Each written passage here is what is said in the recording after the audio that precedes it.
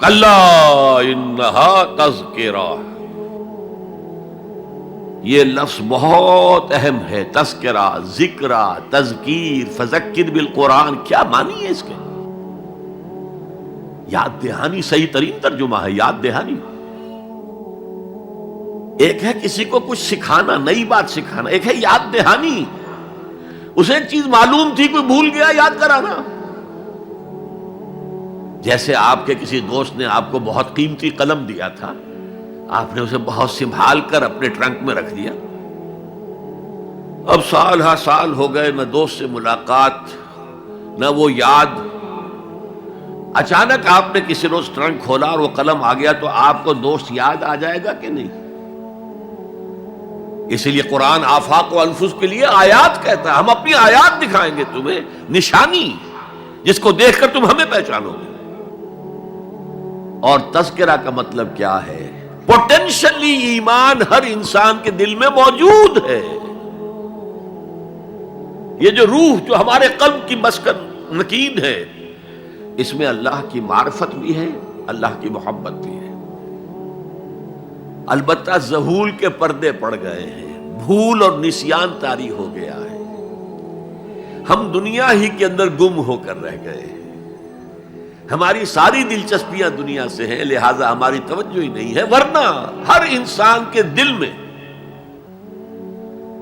یہ جو یہاں ہندوستان میں کہتے ہیں آتما اور پرماتما، آتما اور پرماتما کا تو تعلق بہت گہرا ہے. ابتدا میں بنا دی گئی تھی ارواح، جب ہم سب کے سب تمام انسان آدم سے لے کر اور تا قیامت جو انسان آئے گا دنیا میں، ان سب کی ارواح پیدا کر دی گئی.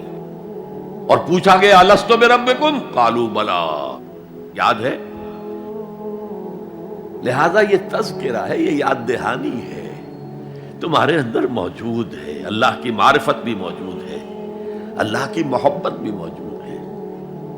لیکن کلا بل ران علی قلوبہم ما کانوا یعملون، ان کے دلوں پر زنگ آ گیا ہے اب ان کے اعمال کی وجہ سے. شیشہ جو ہے وہ زنگ آلود ہو گیا. حضور نے فرمایا ان هذه القلوب لتصدع كما يصدع الحديد اذا اصابه الماء، ان دلوں پر بھی زنگ آ جاتا ہے جیسے کہ لوہے کے اوپر پانی پڑتا رہے تو اس کو زنگ آ جاتا ہے. پوچھا گیا فما جلاؤها یا رسول اللہ، اے اللہ کے رسول ہماری تلواروں کو زنگ لگتا ہے، ہم پالش کرتے ہیں، سیکل کرتے ہیں، وہ پھر چمک اٹھتے ہیں. تو دل پر اگر زنگ آ جائے تو اس کا علاج کیا ہے؟ دو چیزیں فرمائی، کثرت و ذکر الموت و تلاوت القرآن. دو کام کرو کثرت سے، موت کو یاد رکھو، یہاں رہنا نہیں ہے، جانا ہے. یہ ہمارا گھر نہیں ہے، یہ ہماری منزل نہیں ہے. ہمارا اصل گھر جو حضور نے فرمایا انما الدنیا خلقت لکم وانتم خلقتم للآخرہ، یہ دنیا تمہارے لیے بنائی گئی، تم آخرت کے لیے بنائے گئے ہو. اسی لیے حضور نے فرمایا کن فی الدنیا کانک غریب وعابر السبیل،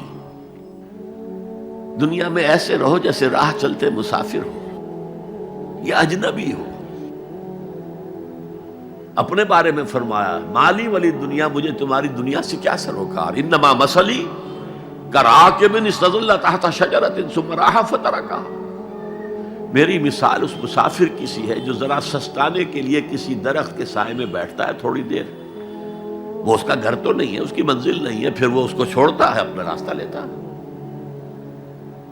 یہ اگر ہمارا تصور قائم ہو جائے، کلا انہا تذکرہ. اب اس کے بعد جو الفاظ آئے فی صحف مکرمۃ مرفوعۃ مطہرۃ بایدی سفرۃ کرام بررہ، یہ جو قرآن ہے، جو تذکرہ ہے، یہ بڑے ہی انتہائی پاکیزہ صحیفوں میں ہے. فی صحف مکرمۃ، بڑے باعزت، مرفوعۃ مطہرۃ، مرفوع بلند اور انتہائی پاک. بے ایدی سفرۃ، یہ کن کے ہاتھوں میں ہے؟ لکھنے والے وہ فرشتے. بے ایدی سفرۃ کرام بررہ، جو نہایت باعزت ہے، بہت وفادار ہے اللہ کے. یعنی اصل قرآن کہاں ہے؟ لوح محفوظ میں ہے. اصل قرآن کہاں ہے؟ ابھی اگلی جو پڑھیں گے ہم، کتاب مکنون، چھپی ہوئی کتاب کے اندر ہے۔ اصل قرآن کہاں ہے؟ وَإِنَّهَا لَفِي أُمِّ الْكِتَابِ لَدَيْنَا لَعَلِيٌّ عَظِيمٌ، یہ تو اس ام الکتاب میں جو ہمارے پاس ہے، بہت بلند ہے اور بہت عظمت والا ہے۔